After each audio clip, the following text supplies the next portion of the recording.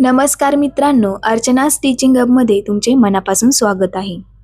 आज आपण भारतातील स्त्री शिक्षणाची जननी, समाजसुधारक आणि क्रांतीची ज्योत असलेल्या क्रांतीज्योती सावित्रीबाई फुले यांच्या जीवन कार्याबद्दल सविस्तर माहिती पाहणार आहोत. सावित्रीबाई फुले यांनी आयुष्यभर स्त्री शिक्षण, विधवा पुनर्विवाह, अस्पृश्यता निर्मूलन आणि समाज सुधारणासाठी काम केले.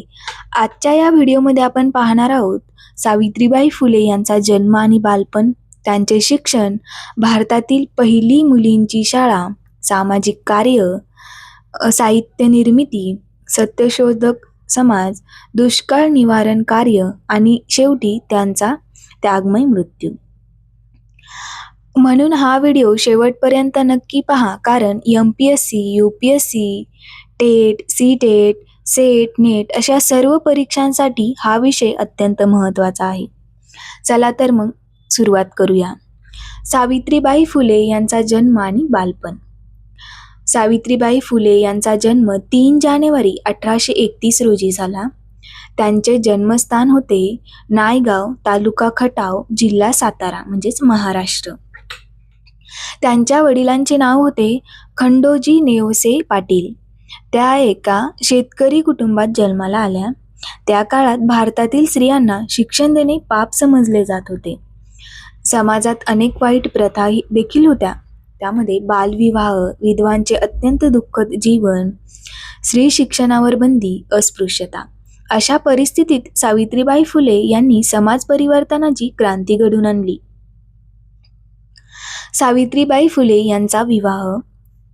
1840 साली सावित्रीबाई फुले यांचा विवाह झाला. त्यांचे पती महात्मा ज्योतिराव फुले. त्यावेळी सावित्रीबाई फुले फक्त 9 वर्षाच्या होत्या. लग्नानंतर एक महत्त्वाची घटना घडली. महात्मा फुले यांनी सावित्रीबाई फुले यांना शिक्षण देण्याचा निर्णय घेतला, कारण त्या काळात स्त्रियांना शिक्षण देणे पूर्णपणे बंद होते.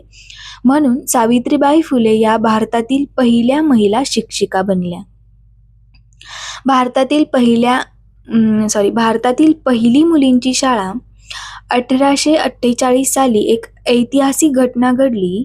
सावित्रीबाई फुले आणि महात्मा फुले यांनी पुण्यातील भिडेवाड्यात भारतातील पहिली मुलींची शाळा सुरू केली. हे भारतातील इतिहासातील एक अत्यंत क्रांतिकारी पाऊल होते. त्या काळात समाजाने त्यांना खूप विरोध केला. लोक सावित्रीबाई फुले यांच्यावर दगड फेकत, चिखल देखील टाकत, त्यांना शिवीगाळ करत. पण तरीही त्या रोज शाळेत जात असत. त्या 2 साड्या सोबत घेऊन घराबाहेर पडत. एक साडी खराब झाली तर दुसरी साडी घालून त्या शाळेत शिकवत असत. यावरून त्यांच्या शिक्षणासाठी असलेल्या जिद्दीचा अंदाज देखील येतो. शिक्षण विस्तार. 1849 ते 1850 या काळात पुणे आणि सातारा जिल्ह्यात अनेक शाळा त्यांनी सुरू केल्या. त्यामध्ये मुलींसाठी शाळा, दलित मुलांसाठी शाळा, कामगारांसाठी रात्रशाळा देखील त्यांनी सुरू केल्या. 1855 साली रात्रशाळेची स्थापना करण्यात आली. ही शाळा कामगार आणि शेतमजुरांसाठी होती. महिला सेवा मंडळ. 1852 साली सावित्रीबाई फुले यांनी महिला सेवा मंडळाची स्थापना केली. या मंडळाचे उद्दिष्ट होते स्त्रियांना अधिकार मिळवून देणे, बालविवाहाला विरोध, विधवांचे जीवन सुधारणा. त्यांनी स्त्रियांना आत्मविश्वास दिला. साहित्य कार्य. सावित्रीबाई फुले या एक उत्तम कवयित्री देखील होत्या. त्यांनी 2 प्रसिद्ध पुस्तके देखील लिहिली. त्यामध्ये काव्य फुले 1854 हा कविता संग्रह आहे. यात त्यांनी शिक्षणाचे महत्त्व, समाज सुधारणा, स्त्रियांचे हक्क याबद्दल विचार मांडले. 52 कशी सुबोध रत्नाकर या पुस्तकात नैतिक शिक्षण आणि जीवनमूल्ये सांगितली आहेत. विधवा आणि बालहत्या प्रतिबंध. त्या काळात समाजात विधवांची अवस्था अत्यंत वाईट होती. म्हणून 1863 साली सावित्रीबाई फुले यांनी बालहत्या प्रतिबंधक गृह सुरू केले. या गृहात विधवांना आश्रय दिला जात असे. अनाथ मुलांची काळजी देखील घेतली जात असे. त्यांनी अनेक स्त्रियांना आत्महत्या करण्यापासून वाचवले. सत्यशोधक समाज. 1873 साली महात्मा ज्योतिराव फुले यांनी सत्यशोधक समाजाची स्थापना केली. या समाजाचा उद्देश होता जातीभेद नष्ट करणे, समानता प्रस्थापित करणे, अंधश्रद्धा दूर करणे. या कार्यात सावित्रीबाई फुले यांनी मोठे योगदान दिले. दुष्काळ निवारण कार्य 1875 ते 1877 या काळात महाराष्ट्रात मोठा दुष्काळ पडला. त्यावेळी सावित्रीबाई फुले यांनी अन्नछत्र सुरू केले, गरिबांना अन्न दिले, दुष्काळग्रस्तांची मदत देखील केली. महात्मा फुले यांचे निधन 1890 साली महात्मा ज्योतिराव फुले यांचे निधन झाले. यानंतर सावित्रीबाई फुले यांनी सत्यशोधक समाजाचे कार्य पुढे चालू ठेवले. सावित्रीबाई फुले यांचा मृत्यू 1897 साली पुण्यात प्लेगची साथ पसरली. त्या काळात सावित्रीबाई फुले रुग्णांची सेवा करत होत्या. एक दिवस त्यांनी प्लेगग्रस्त मुलाला स्वतः खांद्यावर उचलून दवाखान्यात नेले.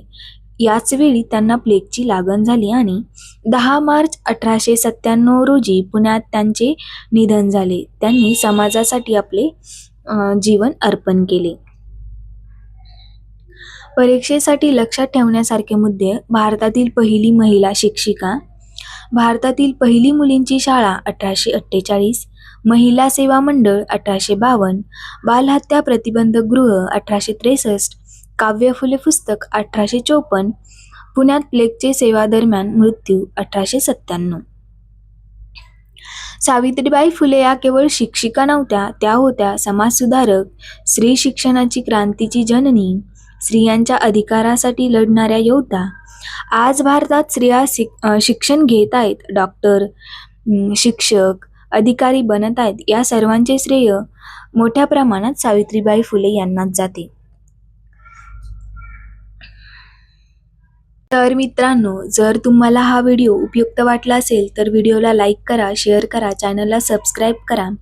UGC net, MPSC, UPSC, set net, TET, CTET complete प्रिपरेशनसाठी अर्चना टीचिंग हबला सबस्क्राईब करायला विसरू नका. भेटूया पुढील व्हिडिओमध्ये. धन्यवाद.